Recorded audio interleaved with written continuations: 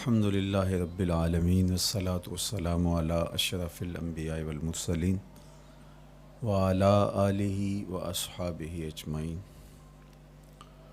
قال اللہ تعالی وتبارک فی القرآن المجید والفرقان الحمید فی شان حبیبہ مخبرا وعامرا ان اللہ وملائکتہ یصلون علی النبی یا ایہا الذین آمنوا صلوا علیہ وسلموا تسلیما۔ اللہم صلی علی سیدنا و مولانا محمد معدن الجود والکرم صلاۃ و سلاما علیک یا سیدی یا رسول اللہ وعلی آلک و اصحابک یا حبیب اللہ۔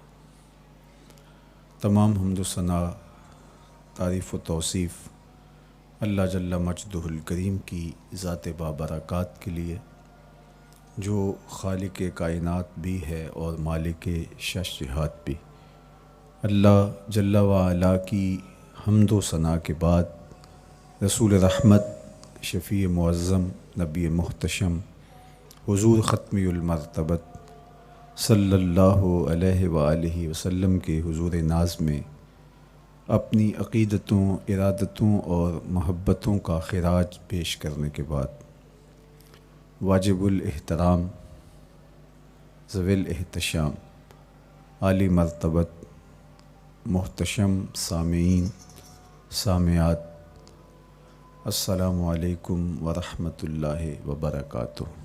موسم رحمت ربیع الاول کی بہاریں جلوہ ساماں ہیں، اور میں اور آپ حضور کے تذکار حسن کی خوشبو لینے موجود ہیں۔ آقا کریم علیہ السلام کے جمال جہاں آرا کی تابانیاں اور جلوہ سامانیاں ہمارے ذوق کی تسکین، قلب کا قرار، روح کی ٹھنڈک، ایمان کی تازگی، عشق و محبت کی نہضت کا سبب اور ذریعہ ہے۔ آقا کریم علیہ السلام کے فضائل، حضور علیہ الصلاۃ والتسلیم کے خصائل اور آپ کے شمائل بیان کرنا شروع سے ہی اہل ایمان کا طریقہ رہا ہے۔ خصائل حضور کی سیرت کے عنوان کو کہا جاتا ہے، فضائل حضور کی عظمت و رفعت حضور کے معجزات کا عنوان ہے، شمائل حضور کے اعضائے نور کا تذکرہ جاں فضا ہے، حضور کے حسن و جمال کی باتیں ہیں۔ آقا کریم علیہ السلام کے شمائل پر، خصائل پر، فضائل پر علماء نے بہت کام کیا، تصنیفات چھوڑیں، محدثین نے اس عنوان سے باب باندھے۔ قیامت تک آنے والی انسانیت کے لیے حضور کی سیرت، حضور کے کردار کے عنوانات کتب میں نقش ہیں۔ حضور کی فضل و عظمت کے حوالے، حضور کے معجزات کا بیان، حضور کی رفعت کی کہانیاں اور آقا کریم کو اللہ کی طرف سے عطا کردہ مراتب جلیلہ کا بیان، یہ بھی محبوب موضوع رہا اہل علم کا، اہل محبت کا۔ لیکن حضور علیہ السلام کے شمائل، حضور کی صورت کا بیان، حضور کے حلیہ نور کی باتیں، یہ بھی ترک نہیں ہوئیں۔ عمومی طور پہ ہم شخصیات کے کردار کے حوالے سے، ان کی عادات کے حوالے سے، ان کے خصائل کے حوالے سے، ان کی تعلیمات کے حوالے سے پڑھتے ہیں۔ ان کے شمائل کے حوالے سے اتنی زیادہ تفصیلات نہیں ہوتی، لیکن کائنات میں ذات رسالت مآب صلی اللہ علیہ وآلہ وسلم وہ ذات ستودہ صفات ہے جن کے شمائل کو اس تفصیل سے بیان کیا گیا کہ یہ بھی صحابہ نے بیان کیا کہ حضور کے سر انور اور مبارک داڑھی میں سفید بال کتنے تھے۔ آپ کو کسی کا اتنا محفوظ حلیہ نہیں ملے گا۔ حضور علیہ السلام کی زلفوں کے خم کیسے تھے، حضور کی رنگت سے لے کر کے حضور کے اعضائے بدنیہ کے توازن، حسن اور جمال کی کہانیاں آپ کتب احادیث میں، شمائل کی کتابوں میں بکھری ہوئی نظر آئیں گی۔ اور کیوں نہ ہو، جس کے حسن کے قصیدے میرے رب نے بھی بیان کیے ہیں۔ کبھی حضور کے چہرہ نور کا ذکر کرتے ہوئے والضحیٰ واللیل اذا سجا، کبھی حضور علیہ السلام کی مبارک زلفوں کا تذکرہ کرتے ہوئے حامیم، کبھی آقا کریم علیہ الصلاۃ والسلام کے مبارک ہاتھوں کا، کبھی دیگر اعضائے بدنیہ کا ذکر قرآن نے کیا۔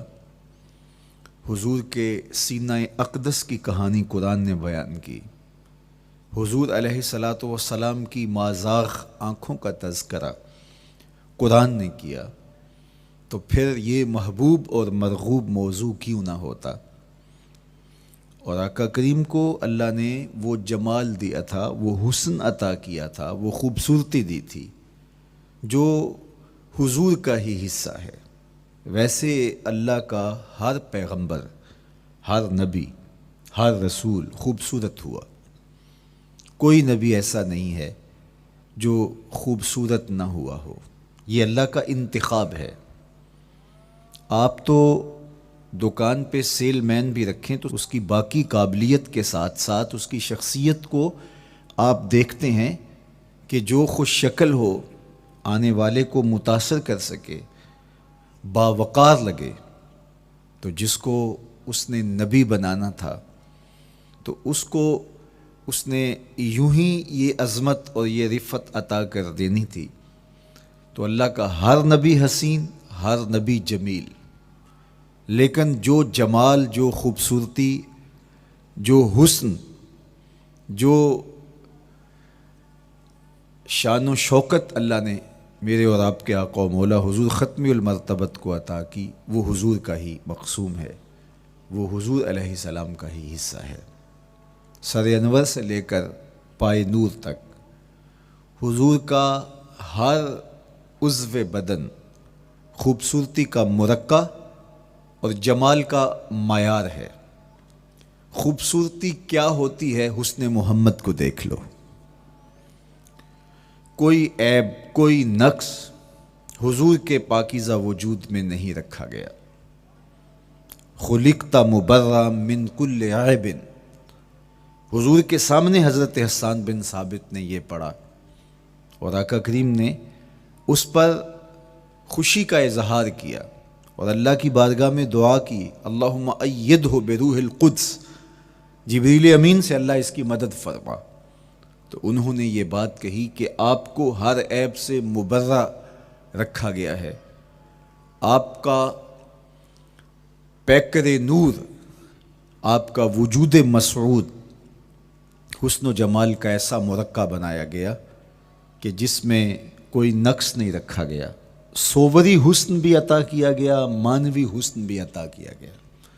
حضور کے اعضاء کا جو ظاہری حسن تھا وہ بھی اپنی مثال آپ تھا، اور جو باطنی جمال اور باطنی حسن اور باطنی کمال عطا کیا گیا تھا وہ بھی اپنی مثال آپ ہے۔ اگر حضور علیہ السلام کے مبارک ہاتھوں کو جمال دیا گیا ہے، لیکن جو توانائی عطا کی گئی، جو طاقت عطا کی گئی، ید اللہ کے جو جلوے ان ہاتھوں میں رکھے گئے، وہ بھی ایک دل آویز کہانی ہے۔ اگر آنکھوں کی پتلیاں خوبصورت ہیں اور آپ کی مبارک آنکھوں کی چمک سے کائنات اس کو دیکھ کر کے مبہوت ہو جاتی ہے، مازاق کے کجلے اس میں رکھے گئے ہیں، لیکن اس کا معنوی حسن بھی دیکھیے کہ حضور بیٹھے مدینے میں ہیں اور جنت کا مشاہدہ کر رہے ہیں۔ وہ توانائی بھی عطا کی گئی کہ جس طرح روشنی میں دیکھا جاتا ہے حضور اسی طرح اندھیرے میں دیکھتے ہیں۔ فرمایا صحابہ صفیں سیدھی رکھا کرو، مت سمجھو کہ میں صرف آگے دیکھتا ہوں، میں آگے بھی دیکھتا ہوں، میں پیچھے بھی دیکھتا ہوں، میں تمہارے رکوع بھی دیکھتا ہوں اور دلوں میں پیدا ہونے والے خشوع بھی دیکھتا ہوں۔ اقبال بولے اے فروغت صبح آثار و دہور، چشم تو بی نندائے ما فی الصدور۔ لوگوں کی نظریں تو سینے کے اوپر دیکھتی ہیں، اے آمنہ کے در یتیم تیری نظر تو سینے کے اندر چھپے راز بھی دیکھتی ہے۔ تو صوری حسن بھی اور معنوی حسن بھی اللہ نے اپنے محبوب کو عطا کیا، اور اللہ جل شانہ نے وہ جمال دیا حضور کو کہ جو دیکھتا وہ دیکھتا ہی رہ جاتا۔ ایسی چمک، ایسی رعنائی، ایسی خوبصورتی اور ایسا جمال تھا، دیکھنے والے کہا کرتے ہیں اللہ اللہ، یاد آتا ہے خدا دیکھ کے صورت تیری۔ کتنے لوگ ہیں جنہوں نے صرف حضور کے چہرے کو دیکھا اور لبوں پہ کلمہ جاری ہو گیا۔ معروف نام حضرت عبداللہ بن سلام رضی اللہ تعالیٰ عنہ کا ہے، یہودیوں کے بہت بڑے حبر تھے، بہت بڑے عالم تھے، حضرت یوسف علیہ السلام کی اولاد سے تعلق تھا، اور اس معاشرت میں ایک وقار کی مسند پہ براجماں رہتے، لیکن جو ہی حضور علیہ السلام مکے سے ہجرت فرما کے مدینہ تشریف لائے تو یہ حضور کو دیکھنے آئے۔ با فضل الصدقہ اٹھا کر دیکھیے کہ ایک مناظرہ ترتیب دیا انہوں نے کہ ان سے یہ بات کروں گا، یہ سوال کروں گا، یہ اعتراض اٹھاؤں گا، لیکن جب حضور کی مجلس میں پہنچے اور آقا کریم علیہ السلام کے رخ زیبا کو دیکھا تو سارے سوال بھول گئے۔ رومی بولے اے لقائے تو جواب ہر سوال، حل شود ہر مشکلت بے کی لوکال۔ تیری ملاقات ہی تو سارے سوالوں کا جواب ہے، تیرا ایک بار دیکھ لینا ہی تو سارے مسئلے حل کر دیتا ہے۔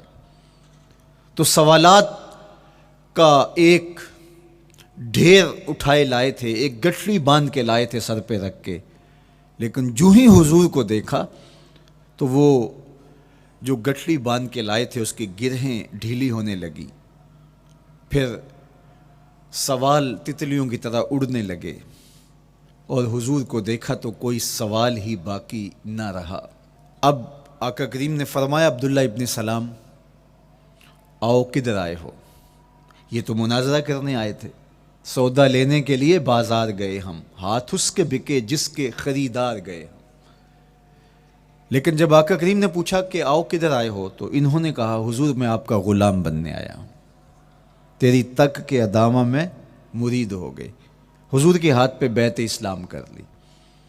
اب جن لوگوں نے عبداللہ ابن سلام کو تیار کر کے بھیجا تھا وہ امید میں تھے کہ تھوڑی دیر کے بعد ہم سنیں گے کہ انہوں نے سخت سوال کیے اور مسلمانوں کے نبی ان کا جواب نہیں دے پائے، لیکن جب ان کے کانوں تک یہ خبر پہنچی کہ عبداللہ بن سلام نے تو کوئی سوال ہی نہیں کیا بلکہ وہ محبوب کی نگاہوں کا شکار ہو گئے، اور انہوں نے دیکھتے ہی حضور پر تن من سب کچھ نچھاور کر دیا اور لبوں پہ کلمہ جاری ہو گیا، تو وہ صبر نہ کر سکے اور عبداللہ ابن سلام کے پاس پہنچے اور جا کے کہا کہ تو نے یہودیت کی ناک خاک آلود کر دی، تم نے کوئی سوال کیا ہوتا، انہوں نے جواب دیا ہوتا اور پھر تم نے مان لیا ہوتا تو ہم سمجھ جاتے کہ ایک عالم تھا، علمی پیاس بجھ گئی، مطمئن ہو گیا، لیکن یہ عجیب کہانی ہے، سنا ہے تم نے کوئی سوال بھی نہیں اٹھایا، انہوں نے جواب بھی نہیں دیا، بس تم نے ان کو دیکھا اور دیکھتے ہی تمہارے لبوں پہ کلمہ جاری ہو گیا، تو یہ کیا کہانی ہوئی؟ تو عبداللہ ابن سلام نے جو جواب دیا وہ آب زر کے ساتھ لکھنے کے قابل ہے۔ انہوں نے کہا کہ یہ بات میری سمجھ میں بھی نہیں آئی، جب میں اس آقا و مولا کی چوکھٹ پہ پہنچا اور میں ان سے سوال کرنے کے لیے لفظوں کو ابھی ترتیب ہی نہیں دیا تھا کہ میری نظر ان کے جمال جہاں آرا پہ پڑ گئی، اب عبداللہ بن سلام کے لفظ سنیے، فرماتے ہیں فلما تبینت وجہہ عرفت ان وجہہ لیس بوجہ کذاب، جب میں نے ان کے جمال جہاں آرا کو دیکھا، چہرہ نور کو دیکھا، رخ زیبا کی زیارت کی، تو میں نے پہچان لیا یہ چہرہ کسی جھوٹے کا ہو ہی نہیں سکتا ہے۔ دیکھنے والے کہا کرتے ہیں اللہ اللہ، یاد آتا ہے خدا دیکھ کے صورت تیری۔ اللہ نے صورت ہی ایسی بنائی، جمال ہی ایسا دیا، خوبصورتی ہی ایسی دی کہ جو حضور کو دیکھتے وہ دیکھتے ہی رہ جاتے۔ تو کتنے لوگ تھے کہ جنہوں نے محض حضور کو دیکھا، پھر اس کے بعد لب کھلے تو کلمہ ہی جاری ہوا۔ وہ خوبصورتی اور وہ جمال اللہ نے اپنے محبوب کو عطا کیا۔ آقا کریم علیہ الصلوۃ والسلام کا ایک ایک عضو بدن خوبصورتی کا مرقع تھا، بلکہ خوبصورتی کا معیار تھا۔ حسن کیا ہوتا ہے، حسن کا معیار کیا ہوتا ہے، جمال کسے کہتے ہیں، خوبصورتی کی تعریف کیا ہے، اعضائے محمد صلی اللہ علیہ وآلہ وسلم کا توازن دیکھ لو، تمہیں پتہ چلے گا کہ حسن کسے کہتے ہیں۔ حضور علیہ السلام کو اللہ تعالیٰ جل شانہ نے جو حسن بخشا، جو جمال دیا، جو خوبصورتی دی، وہ حضور کے مبارک قدموں سے اس کا انداز کیجئے کہ جس کے قدم اتنے سونے ہیں اس کا چہرہ کتنا سونا ہوگا۔ حضرت عبداللہ بن بریدہ رضی اللہ تعالی عنہ حضور کے مبارک قدموں کا ذکر کرتے ہوئے وصف جمال محمد کی کہانی چھیڑتے ہیں اور فرماتے ہیں کانا رسول اللہ صلی اللہ علیہ وآلہ وسلم احسن البشر قدماً، کہتے ہیں کہ کائنات میں جتنے سونے قدم میرے حضور کے تھے کسی کے تھے ہی نہیں۔ جو جمال اللہ نے حضور کے مبارک قدموں کو دیا تھا، اللہ اکبر، وہ کسی اور کا مقسوم نہیں تھا۔ خوبصورت قدم۔ اور حضرت انس رضی اللہ تعالیٰ عنہ، حضرت ابو ہریرہ رضی اللہ تعالیٰ عنہ، اور حضور کے وصاف ہیں حضرت ہند بن ابی حالہ رضی اللہ تعالیٰ عنہ، یہ حضور کا حلیہ بیان کرتے ہیں۔ حضرت امام حسن بن علی رضی اللہ تعالیٰ عنہ نے حضرت ہند بن ابی حالہ کو ایک دن کہا کہ مجھے اپنے آقا و مولا کا حلیہ بتاؤ، تو انہوں نے حضور کا حلیہ بیان کیا۔ یہ حضور کے وصاف ہیں، چونکہ انہوں نے حضور علیہ السلام کو بہت قریب سے دیکھا اور آقا کریم علیہ السلام کی زیارت سے مالا مال ہوئے۔ ویسے حضرت امام حسن نے بھی تو حضور کو دیکھا تھا، اور بھی اصحاب نے حضور کو دیکھا تھا۔ یہاں یہ بات دلچسپی سے خالی نہیں ہے کہ صحابی ہی تب بنتا ہے جب وہ حضور کو بنظر ایمان دیکھے، لیکن صحابہ ایک دوسرے سے پوچھتے تھے کہ بتاؤ حضور کیسے تھے؟ میاں تم نے نہیں دیکھا؟ تو وہ کہتے تھے دیکھ کر بھی نہیں دیکھا۔ صرف چند لوگ ہیں جو حضور کا حلیہ بیان کرتے ہیں۔ اس کی کیا وجہ؟ تو علماء نے لکھا کہ حضور کے چہرے پہ جلووں کی تابش ایسی تھی اور حضور کا جمال ایسا تھا اور اس کی چمک ایسی تھی کہ کسی میں ہمت ہی نہیں تھی کہ وہ جی بھر کے دیکھ سکے۔ تو بعد میں ایک دوسرے سے پوچھتے تھے بتاؤ تم نے دیکھا تو حضور کیسے تھے؟ اگر ان لوگوں کی تعداد میں آپ کو بتاؤں تو 3 درجن سے زیادہ نہیں ہوگی جو حضور علیہ السلام کے وصاف ہیں، حضور کے حلیہ نگار ہیں، جو آقا کریم علیہ الصلوۃ والسلام کی صورت کا نقشہ بیان کرتے ہیں۔ دیکھا 1,24,000 اصحاب نے ہے، لیکن جو وصف بیان کرتے ہیں، شمائل رسول کو بیان کرتے ہیں، ان کی تعداد 3 درجن سے زیادہ نہیں ہے۔ اور یہ بھی وہ لوگ ہیں جنہوں نے حضور کو بچپن میں دیکھا، جنہوں نے حضور کو سوئے ہوئے دیکھا، حضور کو بہت قریب سے دیکھا۔ حضور علیہ الصلوۃ والسلام کے پاس ان کا آنا جانا بہت زیادہ تھا، اس طرح انہوں نے حضور علیہ السلام کو دیکھا۔ حضرت حسان بن ثابت رضی اللہ تعالی عنہ فرماتے ہیں کہ میں جو حضور کا حلیہ بیان کرتا ہوں تو اس کا سبب یہ ہے کہ میرے پاس حضور کو دیکھنے کا ایک طریقہ آ گیا تھا۔ فلما نظرت الى انوارہ فوضعت کفی علی عینی خوفا من ذہاب بصری، کہا کہ جب میں حضور کو دیکھتا تھا تو اپنی آنکھوں پر انگلیاں رکھ کے انگلیوں کی اوٹ سے دیکھتا تھا کہ حضور کے جلووں کی چمک سے میری آنکھوں کی بینائی نہ جاتی رہے۔ یہ کون کہہ رہے ہیں؟ حضرت حسان بن ثابت رضی اللہ تعالیٰ عنہ۔ اور آپ جانتے ہیں حضرت حسان بن ثابت رضی اللہ تعالیٰ عنہ شاعر ہیں، اور شاعر حسن دیکھنے میں بڑا دلیر ہوتا ہے، اور یہ حسن بھی ابھی پوشیدہ ہے، 70,000 بشریت کے پردے ڈالے گئے ہیں۔ اگر یہ حسن بے نقاب ہوتا تو کوئی جلووں کی تاب ہی نہ لا سکتا۔ یہی بہتر ہے کہ وہ پردے میں رو پوش رہے، وہ اگر پردہ اٹھا دے تو کسے ہوش رہے۔ کس کی ہمت تھی؟ اب چھپا ہوا مستور حسن بھی اگر دیکھتے ہیں تو آنکھوں پہ انگلیاں رکھ کے دیکھتے ہیں، اور بیان کرنے والوں کی تعداد میں نے عرض کی کہ 3 درجنوں سے زائد نہیں ہے۔ تو یہ وہ لوگ ہیں جنہوں نے حضور کو دیکھا۔ اب امام حسن پوچھ رہے ہیں حضرت ہند بن ابی حالہ رضی اللہ تعالی عنہ کو کہ آپ نے حضور کو دیکھا تو مجھے بتائیے میرے نانا کا جمال کیسا تھا۔ تو حضرت ہند بن ابی حالہ نے حضور کا حلیہ بیان کیا۔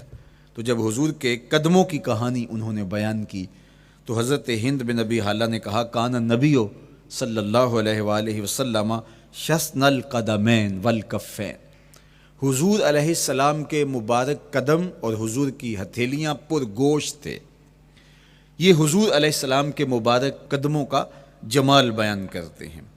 اللہ اکبر۔ اور حضور علیہ السلام کے قدموں کے بارے میں امام ترمذی جو شمائل میں حدیث لائے ہیں اس میں انہوں نے یہ بھی بیان کیا کان رسول اللہ صلی اللہ علیہ وسلم مسیح القدمین، حضور علیہ السلام کے مبارک قدم ملائم تھے، خوبصورت تھے، کھردرے نہیں تھے، کوئی پھٹن نہیں تھی۔ عمومی طور پہ قدم پھٹ جاتے ہیں اور ایڑیاں بہت سارے لوگوں کی پھٹ جاتی ہیں تو وہ خوبصورتی باقی نہیں رہتی۔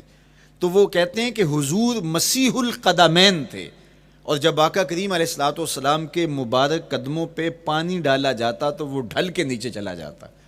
یہ تھا حضور کے قدموں کا حسن اور حضور کے قدموں کا جمال۔ اچھا، آقا کریم علیہ السلام کی جو مبارک ایڑیاں تھیں وہ زیادہ پر گوشت نہیں تھیں، ان کے اوپر گوشت زیادہ نہیں چڑھا تھا، اس لیے کہ ایڑیوں کا زیادہ پر گوشت ہونا ایڑیوں کے حسن کو زائل کر دیتا ہے۔ حسن کا مرقع ہی جمال مصطفیٰ ہے، تو اس لیے اللہ نے ایک ایک عضو کو تراش کر کے بنایا ہے، بلکہ پوچھ پوچھ کے بنایا ہے۔ جس طرح حسان بن ثابت رضی اللہ تعالی عنہ کہتے ہیں کَأَنَّكَ قَدْ خُلِقْتَ كَمَا تَشَاءُ، محبوب مجھے تو یوں لگتا ہے جس طرح آپ کے رب نے آپ کو آپ سے پوچھ کے بنایا ہے کہ محبوب بتاؤ کہ میں آپ کے اعضاء کو کیسے توازن اور کیسے حسن اور کیسے جمال دوں۔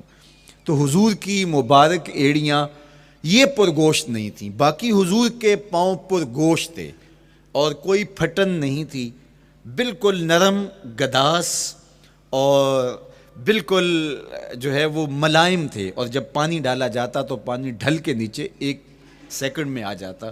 یہ اللہ نے محبوب کو حسن دیا۔ حضرت ہند بن ابی حالہ نے کہا کہ حضور کے مبارک تلوے جو تھے وہ درمیان سے اٹھے ہوئے تھے، ایڑیوں سے لے کر کے انگلیوں تک یہ تلوہ کہلاتا ہے، جو اس کا نچلا حصہ جو زمین سے مس کرتا ہے، اور اس میں جو درمیان والا حصہ ہے یہ اٹھا ہوا ہو اور بالکل پاؤں سیدھا نہ ہو تو یہ پاؤں کا حسن ہے۔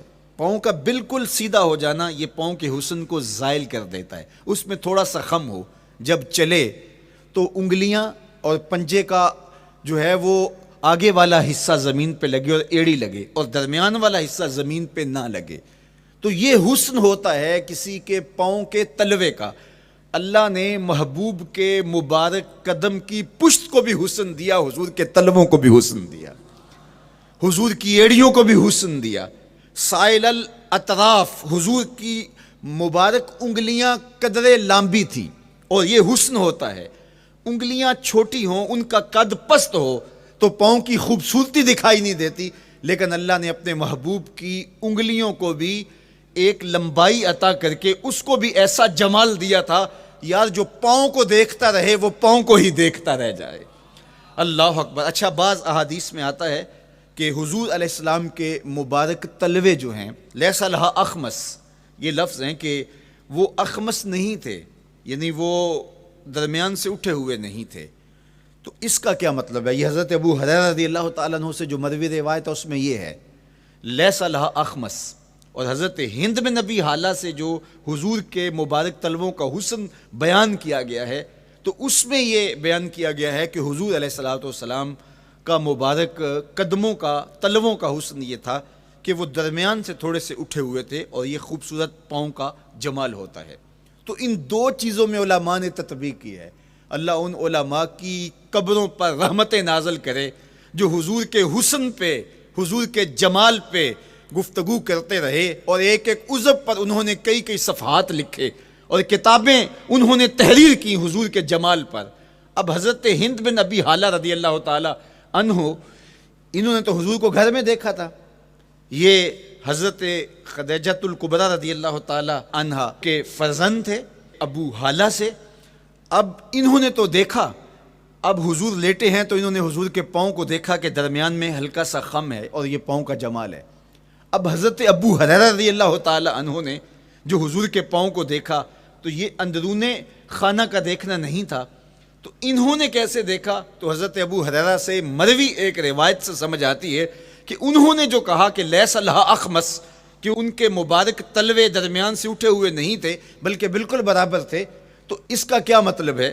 تو حضرت ابو ہریرہ سے ایک روایت مروی ہے، وہ فرماتے ہیں کہ جب حضور علیہ السلام کسی چٹان کے اوپر چلتے تو حضور علیہ الصلوۃ والسلام کا وہاں قدم پڑتا تو وہ اس چٹان کے اندر حضور کا قدم گھس جاتا، وہ موم کی طرح چٹان نرم ہو جاتی۔ اس طرح زمین پر بھی حضور چلتے تو مبارک پاؤں کا جو نشان قدم ہے وہ پورا دکھائی دیتا۔ تو حضرت ابو ہریرہ رضی اللہ تعالیٰ عنہ اس سے یہ سمجھے کہ حضور کے تلوے جو ہیں وہ برابر ہیں۔ تو علماء نے اس پر گفتگو کی ہے۔ ایک تو حضور جب چلتے تھے تو آقا کریم پورے زور سے قدم زمین پہ رکھتے تھے اور اس وقار سے چلتے تھے کہ جس طرح حضور اونچائی سے نیچے کی طرف اتر رہے ہوں۔ تو جب پاؤں کو جما کر کے زور سے رکھا جائے تو پھر جو ہے وہ نشان نیچے پڑتا ہے۔ یا اللہ اپنے محبوب کے لیے زمین کو اور پتھروں کو بھی نرم کر دیا تو پھر حضور کے تلووں کا نقش بھی زمین کے اوپر جو ہے وہ حویدہ ہو جاتا۔ سلطان قاتیبائی نے ایک ایسا ہی پتھر جس کے بارے میں شنید تھی کہ اس پر حضور کے قدموں کا نقش موجود ہے، تو انہوں نے 20,000 دینار کے اندر وہ خریدا، اور انہوں نے یہ کہا کہ جب میں فوت ہو جاؤں تو حضور کے قدموں کے نشان والا پتھر میری قبر کے سرہانے بطور کتبہ لگایا جائے۔ علامہ شہاب الدین خفاجی علیہ رحمہ لکھتے ہیں ہوا موجود الی الآن، وہ اپنے دور میں کہانی بیان کرتے ہیں وہ آج بھی سلطان قاتیبائی کی قبر کے سرہانے وہ پتھر نصب ہے جہاں حضور کے قدموں کے نشان موجود ہیں۔ اللہ اکبر۔ تو آقا کریم علیہ الصلوۃ والسلام کے مبارک تلوے، حضور علیہ السلام کی کم گوشت تراشی ہوئی ایڑیاں، اور مسیح القدمین حضور علیہ السلام کے ملائم نرم گداز پاؤں، ان کا حسن اور ان کا جمال، اور آقا کریم علیہ السلام کے قدموں کی انگلیاں جو قدرے لمبی تھی، اور ان میں جو درمیان والی انگلی تھی وہ زیادہ لمبی تھی، اس پر حضرت میمونہ بنت کردم رضی اللہ تعالی عنہا اس انگلی کا حسن بیان کرتی ہیں، کہتی ہیں مجھے شوق ہوا کہ میں حضور کو دیکھوں، تو اپنے والد گرامی کے ساتھ حجۃ الوداع کے موقع پر میں بھی سعادت حج پا رہی تھی، تو حضور کو ملنے کے لیے جب ہم پہنچے تو آقا کریم اونٹنی کے اوپر سوار تھے، ناقہ پر جلوہ فراز تھے، تو میرے میں ہمت نہ ہو سکی کہ حضور کے چہرے کو دیکھ سکوں۔ ایسا جلوہ، ایسا جمال، اللہ اکبر، اور ایسا روب اور ایسی چمک چہرے کی اور تابشیں تھیں کہ میرے اندر ہمت نہ ہو سکی کہ میں حضور کے چہرہ نور کو دیکھ سکوں۔ اب آقا کریم اونٹنی پہ سوار تھے تو میں حضور کے مبارک پاؤں کو دیکھنے لگی، میں بس حضور کے پاؤں کا جمال اور خوبصورتی دیکھنے لگی، اسی میں کھو گئی۔ اب حضرت میمونہ بنت کردم رضی اللہ تعالی عنہا حضور کے مبارک قدموں کی ایک انگلی کا حسن بیان کرتی ہیں۔ اللہ اکبر۔ حضرت میمونہ بنت کردم سے یہی ایک روایت مروی ہے، ساری زندگی ان کے پاس سرمایہ یہی تھا، جب کسی مجلس میں جاتی تو وہ کہتی تمہیں بتاؤں حضور کی مبارک انگلی کا حسن کیا تھا؟ یہ سرمایہ ساتھ لیے لیے پھرتی کہ میں نے حضور کی انگلی کو دیکھا ہے، میں نے حضور کے قدم اور حضور علیہ السلام کے تلووں کی زیارت کی ہے. تو وہ اس حسن کو بیان کرتے ہوئے کہا کرتی تھی فما نسیتو فی ما نسیتو طولا اصبع قدمہ السبابہ علی سائر اصابعہ. جو سبابہ انگلی ہے، انگوٹھے کے ساتھ والی انگلی کو سبابہ انگلی کہتے ہیں، اور اس کے ساتھ والی انگلی کا جو قد دراز تھا اور باقی انگلیوں کی نسبت وہ انگلی لمبی تھی، کہا اس کا حسن آج بھی میری نگاہوں میں گھومتا رہتا ہے اور ہر وقت میرے تصور میں رہتا ہے. میرے تصور سے کبھی اس انگلی کا جمال ہی ختم نہیں ہوا، انگلی کا حسن ہی کبھی زائل نہیں ہوا، ہر وقت اس کے تصور میں کھوئی رہتی ہوں. یار چہرے کے جمال کو کون بیان کرے گا، یہاں تو انگلی کا حسن بیان نہیں ہو رہا. ابھی وہ شعر پڑھا جا رہا تھا نا کہ قدموں پہ جبیں کو رہنے دو، قدموں پہ جبیں کو رہنے دو، چہرے کا تصور مشکل ہے.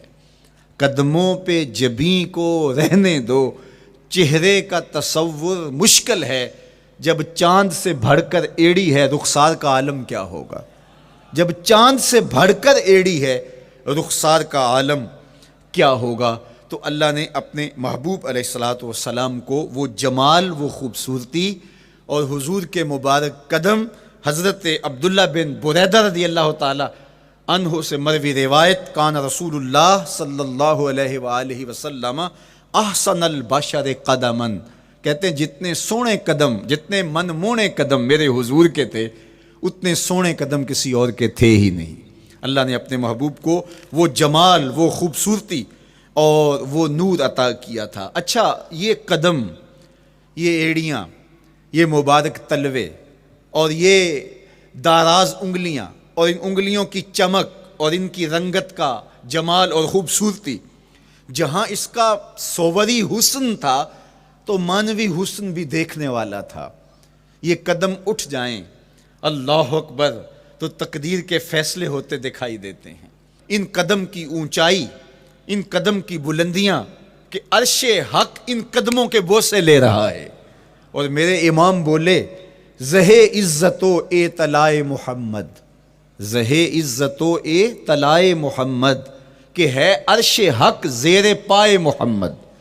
قدموں کا حسن وہ بھی دیکھنے والا اور قدموں کی بلندی اور اونچائی اور اس کی شان و شوکت وہ بھی دیکھنے والی.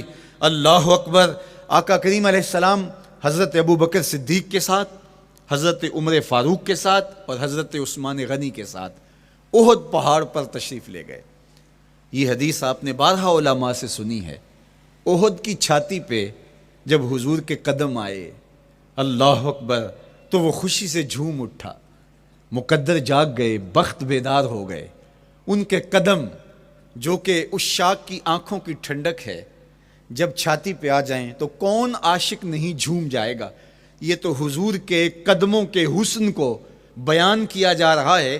آپ کی روح رقص کر رہی ہے اور آپ کا دل جو ہے وہ ایک عجیب سرور اور کیف کی وادی میں اور ایک جو ہے وہ خوشیوں کے جو ہے وہ عالم میں نہال ہوتا چلا جا رہا ہے. لیکن یہ قدم جب چھاتی پہ آیا تو پھر احد، ظاہر تو پتھر ہے احد، لیکن حضور سے پتھر بھی پیار کرتے ہیں. فرمایا احد جبل یحبنا ونحبہ، احد ہم سے پیار کرتا ہے، پہاڑ ہے، پتھر ہے، لیکن ہم سے پیار کرتا ہے، ہم اس سے پیار کرتے ہیں. اس کائنات میں صرف سرکش انسانوں اور جنوں کے علاوہ کائنات کی ہر شے حضور سے پیار کرتی ہے، حضور سے محبت کرتی ہے.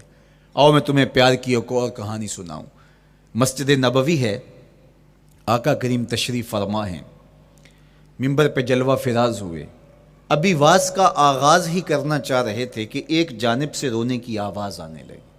صحابہ کہتے ہیں رونے والا اس درد سے روتا ہے کہ لگتا تھا کلیجہ پھٹ جائے گا. کناقۃ الخلوج، جس طرح اونٹنی کا بچہ بچھڑ جائے اور وہ اس کے غم میں، اس کی جدائی میں درد سے روکتی ہے، چیختی ہے، چلاتی ہے، رونے والے کا انداز درد ایسا ہی تھا اور لگتا تھا کہ جس طرح اس کا کلیجہ پھٹ جائے گا. صحابہ دائیں بائیں دیکھتے ہیں لیکن رونے والا دکھائی بھی نہیں دیتا، اور ماحول کے اندر اس طرح درد پھیل رہا ہے کہ سینوں میں دل لرز رہے ہیں اور عجیب کیفیت طاری ہو گئی. حضور ابھی بیٹھے ہیں، خطبے کا آغاز بھی نہیں ہوا اور رونے والا کیف و درد میں روتا چلا جا رہا ہے۔ فنزل النبی صلی اللہ علیہ وسلم عن المنبر، حضور ممبر سے نیچے تشریف لائے۔ صحابہ کی آنکھیں محو حیرت ہیں، استجاب کا عالم ہے، یہ کون رو رہا ہے اور اتنے درد سے رو رہا ہے اور دکھائی بھی نہیں دے رہا۔ آقا کریم ممبر سے نیچے جلوہ فراز ہوئے، ایک سمت بڑھے، کھجور کا خشک تنا پڑا تھا۔ آج پہلا دن تھا کہ ممبر حضور علیہ السلام کے لیے بچھایا گیا، ورنہ یہ خشک تنا دیوار کے ساتھ جو ہے وہ رکھا گیا تھا اور حضور اس کے ساتھ ٹیک لگا کر کے واز کیا کرتے تھے۔ جب ممبر بن گیا تو اس کو اٹھا کر کے اب اس کی ضرورت نہیں رہی، ایک کونے میں ڈال دیا گیا۔ اب جو ہی حضور ممبر پہ تشریف فرما ہوئے تو اس خشک تنے کا کلیجہ لرز اٹھا اور وہ ایسے روتا تھا جس طرح اونٹنی کا بچہ بچھڑ جائے اور وہ روتی ہے، اس طرح وہ خشک تنا رو رہا تھا۔ اس تنے ہنانا در ہجر رسول زار می نالت چو ارباب عقول، جس طرح عقل والے، جس طرح جو ہے وہ فہم و ادراک رکھنے والے لوگ روتے ہیں درد سے، وہ رو رہا تھا۔ آقا کریم علیہ السلام اس کے پاس گئے اور اس کو اپنی آغوش میں سمیٹ لیا۔ بچھڑا ہوا بچہ جب اپنی ماں کو ملے تو اس کی ہچکیاں بن جاتی ہیں، اس کی گھگھی بن جاتی ہے، تو یہی کیفیت اس کی ہو گئی اور آقا کریم اپنا دستے رحمت اس کے اوپر پھیرتے چلے جاتے ہیں۔ بتدریج اس کی سسکیاں، اس کے رونے کی آواز کم ہوتی چلی جا رہی ہے۔ آہستہ آہستہ وہ خاموش ہو گیا۔ حضور پھر دوبارہ تشریف لائے اور ممبر پہ خطبہ دینے سے قبل صحابہ کی آنکھوں میں استجاب کا عالم دیکھا، حیرت کی فراوانی دیکھی۔ فرمایا کہ تم جو سوال کرنا چاہ رہے ہو، جو تمہاری آنکھوں میں پوشیدہ سوال ہے، میں اس کو اچھی طرح جانتا ہوں۔ لو لم افعل ہاکذا لحن الی یوم القیامہ، اگر میں ممبر سے اتر کے اپنے عاشق زار کو یوں تسلی نہ دیتا، یہ قیامت تک یوں ہی روتا ہی رہتا۔ حضرت محمد بن سیرین رضی اللہ تعالیٰ عنہ کہا کرتے تھے کہ حضور کی محبت میں ایک خشک تنا بھی زار و زار روئے تو جس کے سینے کے اندر محبت بھرا دل ہے تو وہ حضور کے عشق میں آنسو کیوں نہیں بہائے گا؟ حضور کی یاد میں اس کی آنکھیں آنسو کا خراج کیوں نہیں دیں گی؟ تو وہ خشک تنا حضور کی محبت میں رو رہا ہے۔ اب ہے یہ پتھر، لیکن میرے حضور فرماتے ہیں کہ یہ پہاڑ مجھ سے پیار کرتا ہے اور میں اس سے پیار کرتا ہوں۔ اب حضور اپنے اس محب کے گھر تشریف لے گئے اور اس کی چھاتی پہ قدم رکھا تو وہ خوشی سے جھوم اٹھا۔ فضاربا برجلہ، اپنا مبارک پاؤں زور سے مارا۔ فقال اسبت احد فانما علیک نبی و صدیق و شہیدان، فرمایا احد ٹھہر جا، تیرے اوپر اللہ کا ایک نبی ہے، ایک صدیق اور 2 شہید ہیں۔ تو حضور کی مبارک ایڑی کے لگنے کی دیر تھی، حضور کے قدم کی ضرب کی دیر تھی کہ اس کا زلزلہ تھم گیا۔ میرے امام بولے ایک ٹھوکر سے احد کا زلزلہ جاتا رہا، ایک ٹھوکر سے احد کا زلزلہ جاتا رہا، رکھتی ہیں کتنا وقار اللہ اکبر ایڑیاں۔ زلزلہ آ گیا اس کے اوپر، وہ جھومنے لگا، لیکن حضور نے اپنا مبارک قدم مارا اور وہ ٹھہر گیا۔ اللہ اکبر۔ تو یہ پہاڑ آج بھی اس شاک جب شہر مدینہ میں حاضر ہوتے ہیں تو وہ احد پہ تو ضرور جاتے ہیں، حضرت امیر حمزہ کے مزار پہ حاضری دینے کے لیے اور اس جبل احد کو دیکھنے کے لیے۔ اور یقین جانیے گا جبل احد کو جب ہم دیکھتے ہیں تو عجیب کیفیات میں ڈوب جاتے ہیں۔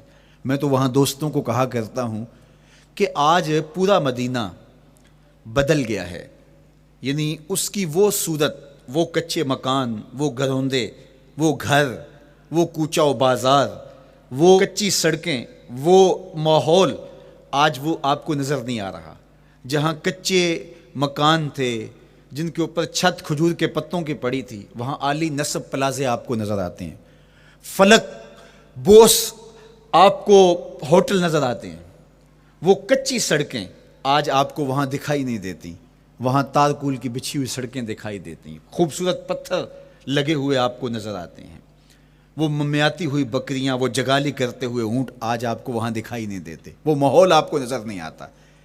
تو پرانا مدینہ اگر ڈھونڈنے نکلیں بھی تو ظاہر ہے اگرچہ ان پختہ اور خوبصورت عمارتوں کے اندر بھی عکس جمال محمد کا پڑ رہا ہے، لیکن وہ پرانا دور اگر آپ تلاش کرنا چاہیں تو وہ آپ کو وہ چیزیں نہیں ملتی، لیکن جب آپ احد پہ جاتے ہیں تو میں دوستوں کو کہتا ہوں اس احد کو جی بھر کے دیکھ لو، اس پہ ڈائریکٹ میرے حضور کی نظریں پڑی ہوئی ہیں، یہ بدلا نہیں، یہ 14 صدیوں سے جیسا تھا آج بھی ایسا ہے، اس پہ میرے حضور کی نظریں ڈائریکٹ پڑی ہوئی ہیں، اور آقا کریم علیہ الصلوۃ والسلام نے اس کو یوں دیکھا ہے۔ تو یہ احد حضور سے محبت کرنے والا ہے، حضور سے پیار کرنے والا ہے، اور اس پیار کی وجہ سے یہ پتھر قیامت کے دن جنت میں جائے گا، یہ پہاڑ جنت میں جائے گا۔ یار اگر ایک پہاڑ حضور سے پیار کر لے تو وہ مکین جنت بن جاتا ہے، اور اگر حضور کا غلام ایک عاشق حضور سے محبت کرے تو اللہ اس کو کتنے درجے عطا فرمائے گا۔ تو آقا کریم نے زور سے قدم مارا اور فرمایا احد ٹھہر جا، تیرے اوپر اللہ کا ایک نبی ہے، ایک صدیق ہے، اور 2 شہید ہیں۔ اللہ اکبر۔ تو یہ حضور علیہ الصلوۃ والسلام کے مبارک قدم کی شان ہے، یہ حضور کے مبارک قدم کا جمال ہے اور اس کی خوبصورتی ہے۔ غزوہ ذات الرقاع کے اندر حضرت جابر کا اونٹ چلتے چلتے تھک گیا، سفر لمبا تھا اور اونٹ کمزور تھا، تو چلتے چلتے اس کو تھکن ہو گئی، اب وہ قافلے سے پیچھے رہتا چلا جاتا ہے۔ تو اس نے حضور کی خدمت میں عرض کی، یا رسول اللہ یہ اونٹ تھک گیا ہے اور میں قافلے کے ساتھ چل نہیں پا رہا۔ تو آقا کریم علیہ الصلوۃ والسلام نے اپنے مبارک قدم سے اس اونٹ کو ٹھوکر لگائی، فَنَشِطَ حَتَّى كَانَ مَا يَمْلِكُ زَمَامَهُ۔ حضرت جابر کہتے ہیں اس کی لگام سنبھالی نہیں جاتی تھی، اتنا تیز چلتا تھا۔ یار جس کے قدموں کی ٹھوکر سے یہ توانائی آ جائے، اس کے ہاتھوں کی توانائی کا عالم کیا ہوگا۔ تو اللہ نے صرف حضور کے مبارک قدموں کو صوری حسن ہی نہیں دیا تھا، مانوی جمال اور توانائی بھی عطا فرمائی تھی۔ حضور علیہ السلام کے چچا جناب ابو طالب کہتے ہیں کہ میں حضور علیہ السلام کے ساتھ تھا، تو راستے میں ذی المجار کی منڈی آئی، اور وہاں حالات ایسے تھے کہ پینے کے لیے پانی دستیاب نہیں تھا۔ تو میں نے کہا کہ عطشت ولیس عندی ماء، مجھے تو سخت پیاس لگی ہے اور پانی بھی پاس نہیں ہے۔ فنزل النبی صلی اللہ علیہ وسلم وضرب بقدمہ الارض فخرج الماء فقال اشرب۔ تو حضور نے اپنے مبارک پاؤں سے زمین پر ٹھوکر لگائی، چشمہ پھوٹ پڑا، اور آقا کریم نے فرمایا چچا پانی پی لیجئے۔ تو وہ پاؤں اگر زمین پہ لگے تو چشمے پھوٹے، اگر احد پہاڑ پہ وہ پاؤں پڑے تو اس کا زلزلہ جاتا رہے، اور اگر وہ کسی جانور کو حضور ٹھوکر لگائیں تو اس کے اندر اس قدر تیزی آ جائے کہ اس کی باغ سنبھالی نہ جائے، اتنا سریع رفتار ہو جائے۔ اب ان قدموں پہ کون قربان نہیں ہوگا؟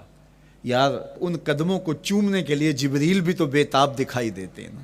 معراج کی شب جب جبریل حاضر خدمت ہوئے، حضور محو استراحت ہیں، تو جبریل عرض گزار ہوئے، مالک تیرا محبوب تو سو رہا ہے۔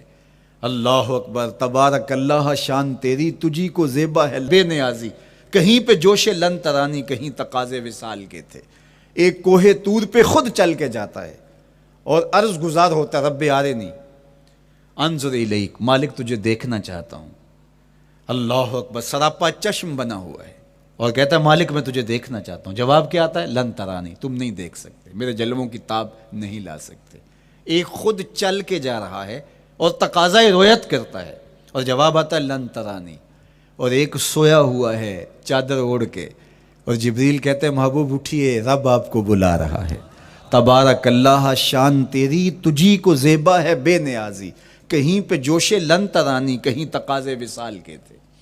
تو جبریل حاضر خدمت ہوئے، حضور استراحت میں ہیں، تو آواز آئی یا جبریل قبل قدم ہے، میرے محبوب کے قدموں کو چوم لے۔ اب جبریل حضور علیہ السلام کے قدموں کو بوسے دے رہے ہیں۔ کسی نے جبریل سے تصور کے عالم میں پوچھا، حضور کے قدم چومے، حضور کے تلووں کو بوسے دیے، بتا کیفیت کیا ملی؟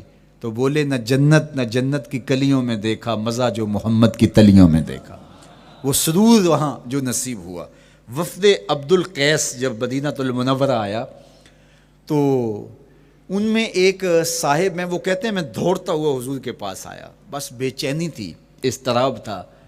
جب آپ مدینہ المنورہ میں جاتے ہیں تو آپ کو جا کے گاڑی اتارتی ہے اور آپ ہوٹل میں سامان رکھتے ہیں، تو پھر کتنی جلدی ہوتی ہے کہ جلدی سے غسل کریں اور جلدی سے نیا لباس پہنیں اور جا کے ہرے گنبد کو دیکھیں، حضور کی مبارک مسجد کی زیارت کریں، ان کوچہ و بازار میں جائیں جہاں حضور کے مبارک قدم لگے تھے۔ اللہ اکبر۔ تو اب یہ وفد عبد القیس جب آیا تو ان میں ایک صحابی حضرت زرع رضی اللہ تعالیٰ عنہ فرماتے ہیں کہ میں پھر تیزی کے ساتھ گیا اور پھر ہم جا کے حضور کے ہاتھ بھی چومنے لگے، حضور کے قدم بھی چومنے لگے۔ یہ سعادت مند قدم جن کے بوسے صحابہ دیتے ہیں، کبھی جبریل کے بوسہ گاہ بنتے ہیں، کبھی احد پہاڑ کی چھاتی ان قدموں کو چومتی ہے۔ یہی قدم ایک موقع ایسا آتا ہے یاد خدا میں، اللہ کے شکرانے میں، نماز میں لمبے قیام میں سوج جاتے ہیں، اور میرا مالک کہتا ہے اے چادر اوڑھنے والے، ساری رات جاگا نہ کر، کبھی سو بھی لیا کر۔ اللہ اکبر۔ تو یہ حضور علیہ السلام کے مبارک قدموں کا جمال اور مبارک قدموں کا حسن اور خوبصورتی ہے۔